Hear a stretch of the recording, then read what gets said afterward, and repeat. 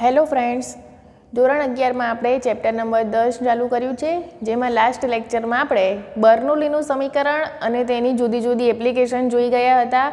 હવે આ ચેપ્ટરમાં આગળ વધીએ તો આજનો આપણો ટોપિક છે વેન્ચ્યુરી મીટર.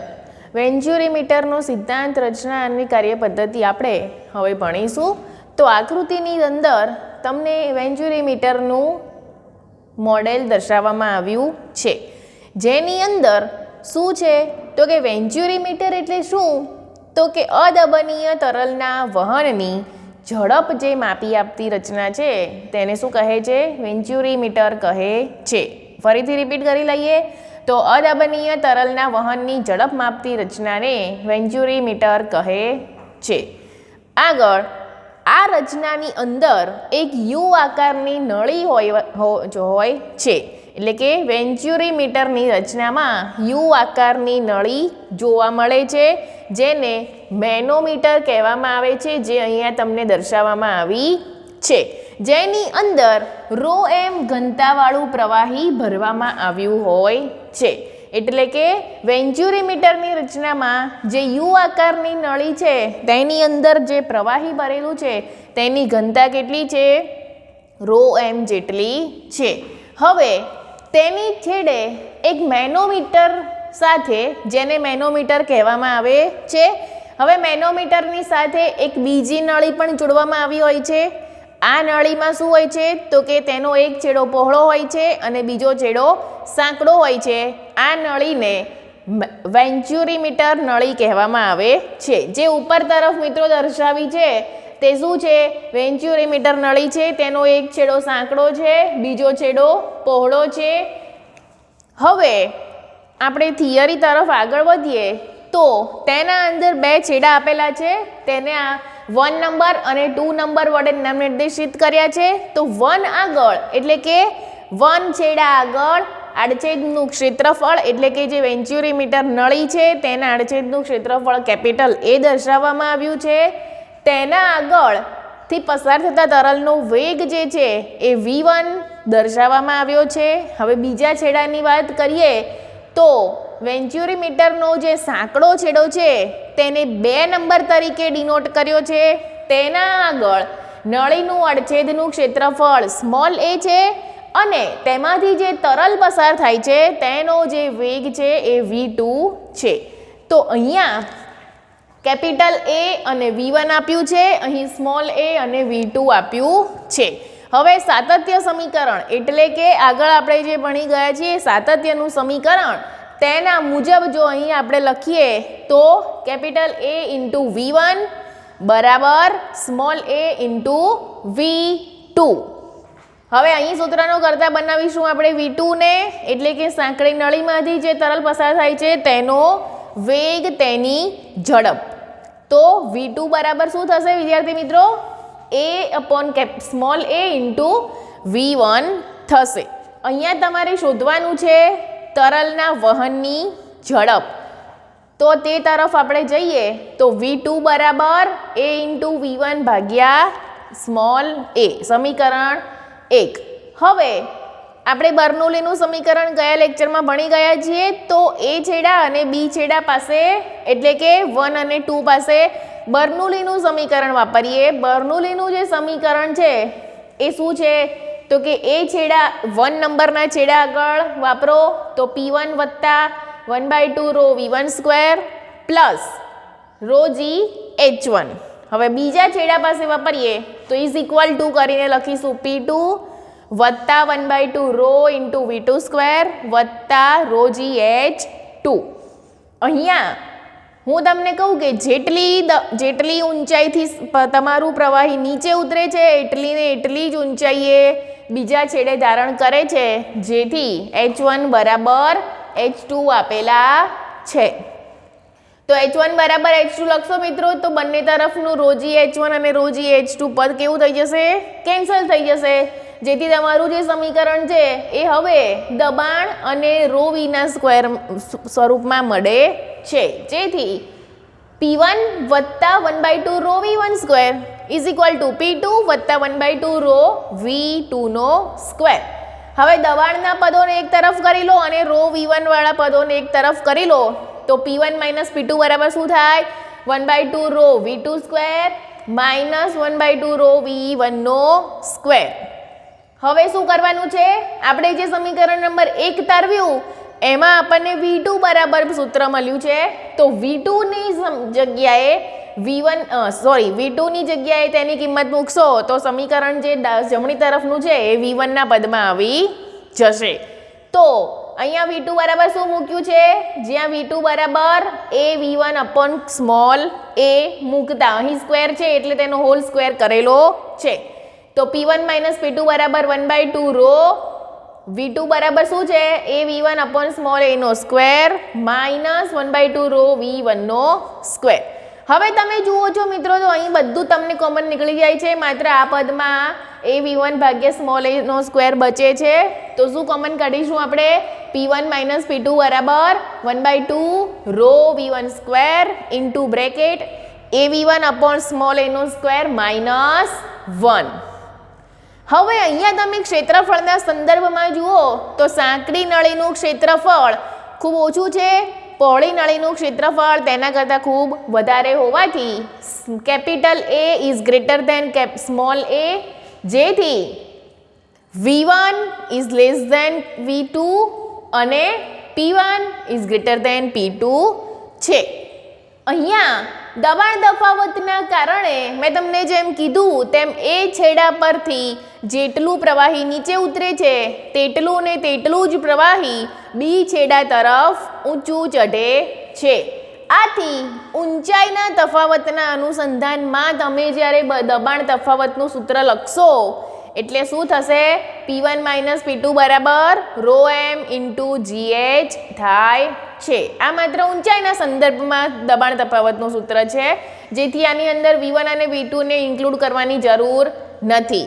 હવે તમારી પાસે મિત્રો બે સમીકરણ આવ્યા છે, એક તો છે P1 માઇનસ P2 બરાબર 1/2 rho V1 square into bracket a V1 upon small a square minus 1, અને અહીંયા પણ તમારી પાસે P1 માઇનસ P2 બરાબર રો એમ ઇન્ટુ GH. તો બંને સમીકરણ તમે જુઓ તો બંનેની ડાબી બાજુ કેવી છે મિત્રો, સમાન છે, જેથી આપણે લખી શકીએ કે સમીકરણ 2 અને 3 ને જ્યારે સરખાવવામાં આવે તો જમણી બાજુના જ પદો આપણે સરખાવવા પડશે. તો અહીં લખ્યું છે કે સમીકરણ 2 અને 3 ને સરખાવતા એક વખત ઉપરનું સમીકરણ 1/2 rho V1 square into bracket a upon a એનો square minus 1 is equal to 3નું સમીકરણ શું છે, રો એમ ઇન્ટુ GH. તો હવે શું કરીશું, આપણે લસા લઈ લઈશું. તો a અપોન a નો હોલ સ્ક્વેર માઇનસ 1 બરાબર શું થાય, a square minus small a square upon a નો સ્ક્વેર માઇનસ 1 જે છે એની સાથે આ a સ્ક્વેરને ગુણી દઈશું તો લસા લીધો તેમ કહેવાશે. તો હવે આપણે સિમ્પ્લિફાઈ કરી દઈએ, 1/2 રો V1 સ્ક્વેર લસા લઈને ગુણી નાખો તો a square minus a square upon small a નો સ્ક્વેર ઇઝ ઇક્વલ ટુ આ તરફ તો એનું એ જ રહેશે એઝ ઇટ ઇઝ. હવે માત્ર આપણે શું કરવું છે, તો અદબનીય તરલના વહનની ઝડપ શોધવી છે. તો આ સમીકરણમાં તમે જોઈ શકો છો કયું પદ ઝડપ આપે છે તમને વિદ્યાર્થી મિત્રો, તો V1 પદ ઝડપ આપતું હોવાથી આપણે સૂત્રનો કરતા V1 ને બનાવી દઈશું. તો V1 તો અહીં સ્ક્વેરના સ્વરૂપમાં છે, તો V1 નો સ્ક્વેર બરાબર આ 2a સ્ક્વેર છેદમાં છે તો આ તરફ જતું રહેશે તો શું થઈ જશે, અંશમાં જતું રહેશે. તો 2 into a square into rho M GH. હવે છેદમાં શું આવશે, તો કે અહીંયા આવેલું જે અંશ છે તે આ તરફ જશે તો છેદ બની જશે, તો rho into a square minus small a નો સ્ક્વેર. V1 ને તો આપણે કરતા બનાવ્યો છે એટલે V1 સ્ક્વેરને અહીંયા લઈશું નહીં, તો અહીંનો અંશ છેદ બની જશે, અહીંનો છેદ અંશ બની જશે. તો V1 નો સ્ક્વેર બરાબર 2a square rho M GH ભાગ્યા rho into capital A square minus small a નો સ્ક્વેર. હવે આ V1 સ્ક્વેર છે જેનું આપણે વર્ગમૂળ લઈ લઈશું તો V1 બની જશે. તો V1 ઇઝ ઇક્વલ ટુ અહીંયા a સ્ક્વેર છે જેનું વર્ગમૂળ a થશે, બાકીનું બધું સિમ્પલ છે તો તે જશે વર્ગમૂળની અંદર. તો V1 સ્ક્વેર બરાબર a, 2ρmgh/ρ a² વર્ગમૂળ કમ્પ્લીટ, જે શું આપે છે તો કે પહોળા વિભાગમાં, પહોળો વિભાગ એટલે ડાબી તરફનું વેન્ચ્યુરીમીટર નળીનો જે છેડો છે તે જગ્યાએ એટલે કે તે વિભાગ પાસે શું આપે છે? તરલના વહનની ઝડપ આપે છે. તો આ થઈ ગયું મિત્રો વેન્ચ્યુરીમીટરની રચના, કાર્ય પદ્ધતિ અને સિદ્ધાંત. હવે તમે આ થિયરીને તૈયાર કરીને નોટબુકમાં લખી લો, ત્યારબાદ નેક્સ્ટ ટોપિક તરફ જઈશું.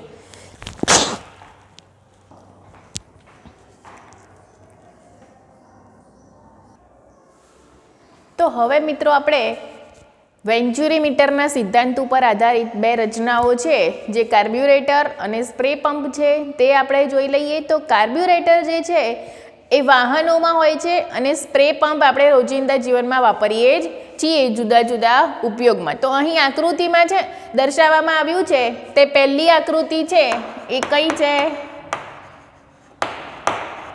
કાર્બ્યુરેટરની છે. બીજી આકૃતિ શું છે? આપણે જે રોજિંદા જીવનમાં સ્પ્રે પંપ વાપરીએ છીએ તે દર્શાવી છે. તો અહીંયા શું થાય છે તો કે કાર્બ્યુરેટરની રચના આપણે જોઈએ તો ઓટોમોબાઈલના કાર્બ્યુરેટરમાં વેન્ચ્યુરી ચેમ્બર અથવા તો ચેનલ હોય છે, જેમાં થઈને હવા વધારે ઝડપથી વહન કરી શકે છે. આવા એક સાંકડા ભાગ પાસે તેનો વેગ વધે છે, એટલે કે હવાનો વેગ સાંકડા ભાગ પાસે વધારે હોય છે, જેથી તે વિસ્તારમાં દબાણ ઘટે છે અને પેટ્રોલ જે ફ્યુઅલ છે એ ખેંચાઈને આવે છે. આથી આપણને શું થાય છે તો કે દહન માટે જરૂરી બળતણ અને હવા તેનું મિશ્રણ એ ચેમ્બરમાં યોગ્ય રીતે મળી રહે છે. હવે જોઈ લઈએ આપણે સ્પ્રે પંપ વિશે. તો કે સ્પ્રે પંપ એ પણ એક વેન્ચ્યુરીમીટરના સિદ્ધાંત ઉપર કાર્ય કરતી રચના છે, જેમાં ફિલ્ટર પંપ, એટોમાઇઝર અને પરફ્યુમ તથા જંતુનાશકોના પંપ એ પણ આ જ રીતે એટલે કે આ સિદ્ધાંત ઉપર કાર્ય કરે છે. જેમાં શું થાય છે તો કે સ્પ્રે પંપની અંદર પિસ્ટનને ધક્કો લગાડવામાં આવે તો કાણામાંથી શું થાય છે? વધારે ઝડપથી હવા બહાર નીકળી આવે છે અને કાણા પાસે આથી શું થાય છે? દબાણમાં ઘટાડો થાય છે અને પ્રવાહી એ હવા સાથે ખેંચાઈને બહાર આવે છે, જેથી હવાની સાથે પ્રવાહીનો છંટકાવ થાય છે.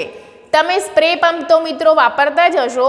જંતુનાશકોને પણ દૂર કરવા માટે, જંતુઓ જે હોય છે એને દૂર કરવા માટે આપણે જે પંપ વાપરીએ છીએ તેમાં હવાની સાથે પણ પ્રવાહી ખેંચાઈને બહાર આવે છે, તે આ સિદ્ધાંત ઉપર કાર્ય કરે છે, જેમાં અહીં આપણને સ્પ્રે પંપમાંથી પ્રવાહીનો છંટકાવ થાય છે તે ફિગરમાં દર્શાવ્યું છે.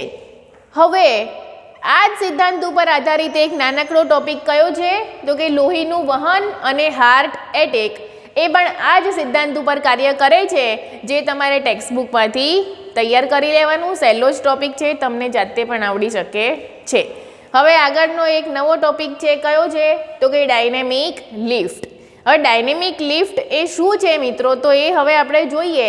તો ડાયનેમિક લિફ્ટ એ વિમાનની પાંખ, સ્પિનિંગ બોલ જેવા પદાર્થ ઉપર તરલમાં ગતિના કારણે લાગતું બળ છે. તો ડાયનેમિક લિફ્ટ એ શું છે મિત્રો? તો કે ડાયનેમિક લિફ્ટ એ વિમાનની પાંખ તથા સ્પિન બોલ જેવા પદાર્થો ઉપર તરલમાં આ પદાર્થની ગતિના કારણે લાગતું બળ છે, જેને ડાયનેમિક લિફ્ટ કહે છે. હવે મિત્રો તમે આ જે ટોપિક મેં ભણાવ્યો તે તમે નોટબુકમાં એક વખત ઉતારી લેશો, ત્યારબાદ આપણે નેક્સ્ટ ટોપિક ઉપર જઈએ.